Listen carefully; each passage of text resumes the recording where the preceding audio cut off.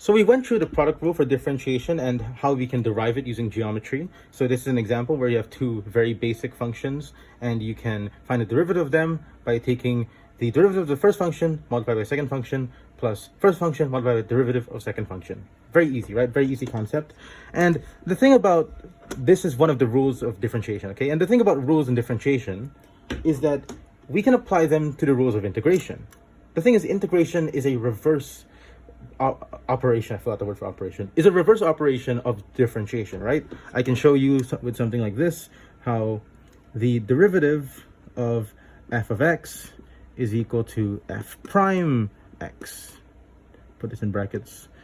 And then the derivative of f prime x brings you back to the, oops, it looks weird now. This wasn't here. Pretend this isn't here. Pretend this isn't here. Okay, the integral of this just gives you back the original function. See, reverse. Okay, it's basically reverse. Well, there's a plus c because in indefinite integral, but I'm not going to write plus c for convenience sake because it's really annoying to write plus c. So, can we apply that to a bunch of rules for differentiation? Well, exactly. The rules for integration are kind of a lot of the times reverses of differentiation rules. Okay, and if I were to try and reverse the product rule, it would look something like this. dx is equal to uv, okay? This used to be the derivative of this, but now if you integrate this, you get back the original function, okay? Very simple. So, can we call this a new rule? Can we call this like reverse product rule? Can we call this, give this a name? Can we make students learn this? Well, no. This is not useful at all, because the only situation where you have an integral with this specific, very, very specific format is very rarely, it's very rarely you're going to see this, okay? So it's not very good. The point of rules and laws you have to memorize is because it's applicable to general situations. They're very general. This isn't very general. This is very specific. Rarely you'll have something like this. Okay, why don't we just show you an example, okay? I showed earlier, we established that u is equal to x squared and v is equal to cosine x. So how would this integrand look like? It would look like this: x squared multiplied by the derivative of cosine x, that's going to be minus sine of x, plus the original of this one multiplied, wait, no, not the original, derivative, whoops, cosine x. Yeah, that's how this is gonna look like. Rarely you're gonna get this as an integral. It's very specific. It's very laid out for you.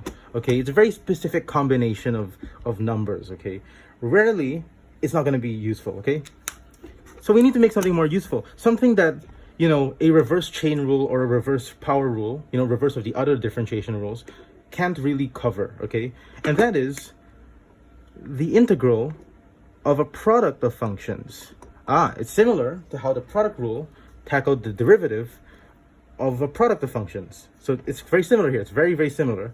But the thing is, this isn't a product of functions. This is a one product here plus one product here. We need to make it useful so it's applicable to this situation.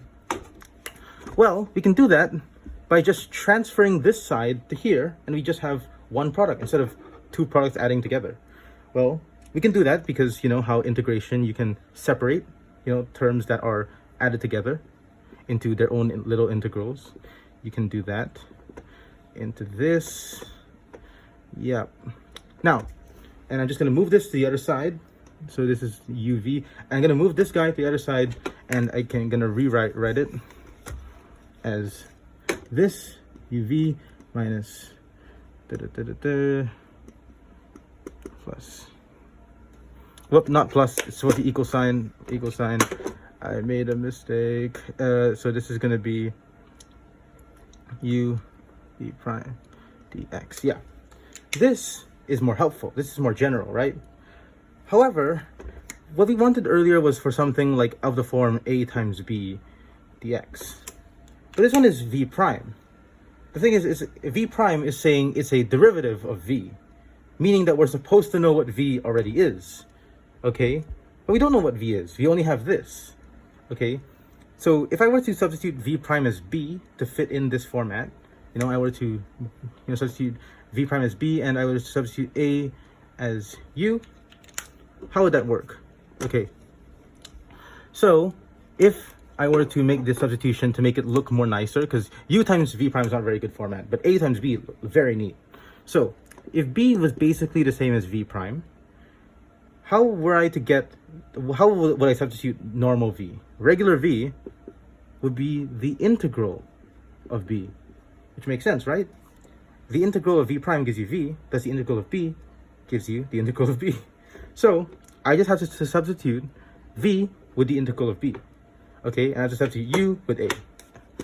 Very simple. So u, I'm going to replace with an a, and then v, I'm going to replace it with the integral of b.